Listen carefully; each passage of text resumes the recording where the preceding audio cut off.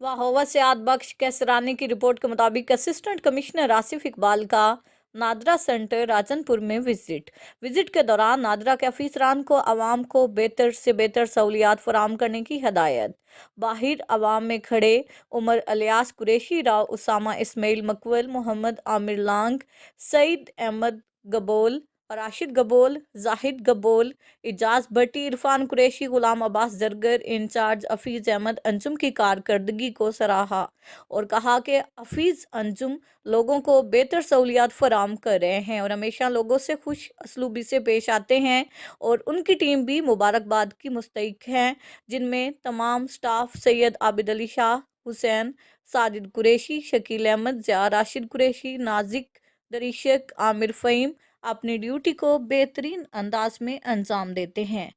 बाद assistant commissioner Asif Iqbal ने हफीज अंजुम को बेहतरीन मैनेजमेंट पर दाद दी।